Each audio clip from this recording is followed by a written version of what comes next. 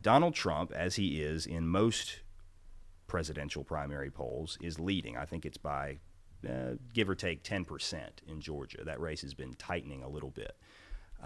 But he's definitely the front runner, no question about it. And I was driving back to Athens yesterday from a weekend spent at home, and I saw several Trump yard signs, and I don't know if I saw any other yard signs for any other candidate, just Trump. But it made me ask a question, and this is for people that see themselves as conservative or Republican voters. If you're a liberal, if you vote Democratic usually, then obviously you don't support Donald Trump. You don't like what he says that he stands for. But if you're a conservative, if you're a Republican, you might. He's now he's on your team. He's playing for that side. But looking at the things that he says, the actions that he says he wants to take, my question is, if you're a conservative, is this really your guy? Is this somebody that you think really represents your values, your interests? Is he really somebody that is saying things that line up with your worldview? And as I was thinking about this, conservatives often see themselves as people that are very much that value the Constitution and a strict interpretation of the Constitution. They often pride themselves on being realists, no pie in the sky type of ideas, that sort of things. And this is certainly not a requirement, but conservatives often identify as Christian or evangelical. And I'm just running down the list here, and I don't see how Donald Trump is any of these things. He's not a constitutionalist. He wants to ban an entire religion from traveling in and out of the United States. I mean, first of all, let's just leave aside for a second the fact that there's just not a real mechanism to do that with. Because first of all, even if you could legally do that, how are you going to prove who isn't and is a Muslim? I mean, that's... How do you prove who's a Muslim and who's not? I mean, how do you determine who? I mean, if somebody wants to come into the country and you banned Muslims, they could just say, "I'm not a Muslim." But even before you got to that point, how are you gonna legally make that happen? And even before that, how are you gonna make that square with the Constitution that says there's no religious test for that Congress can't establish a religious test for United States citizens? So I don't see how Donald Trump in any way respects the importance of the United States Constitution. Is this really your guy, conservatives? Is this somebody you really want representing you? Is he a realist? Well, he wants to build a wall along the Mexican border. Okay, that sounds plausible. There have been plenty of walls built in history. That's a long one, but certainly something that can probably be done. And he wants to make Mexico pay for it. How are you going to make a foreign power pay for your wall? How?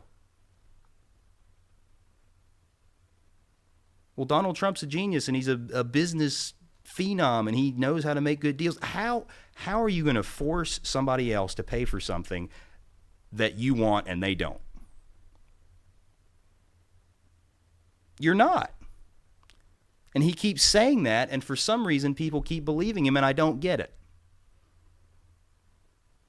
I don't understand why he's leading in Georgia or anywhere else in Republican primary polling.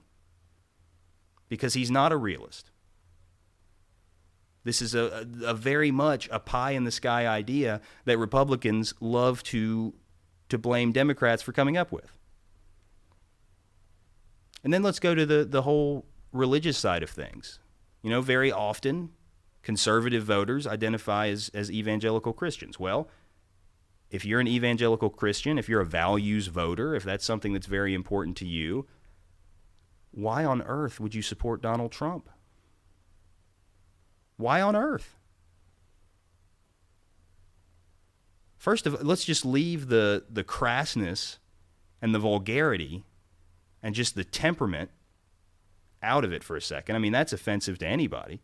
And just to be clear here, you know, there is a difference between fighting political correctness and just being a jerk. You can go overboard on political correctness, but you can also just be a jerk. And I'm going to argue that Donald Trump is just being a jerk. But the fact that he talks about not ever having asked for forgiveness, I mean, if you're a Christian, if you're an evangelical, if you're a voter that lets your religion strongly inform your political preferences, how on earth do you square that with your worldview? What makes you excited about this guy? I mean, he doesn't even speak the lingo. And that's not, I mean, that isn't necessarily a problem, except for the fact that he claims to be a very religious person. And whether you're religious or not, the fact that he claims to be something and very obviously isn't is a problem. That's called lying. At Liberty University, quoting from 2 Corinthians. 2 Corinthians is not a book of the Bible. That's 2 people from Corinth.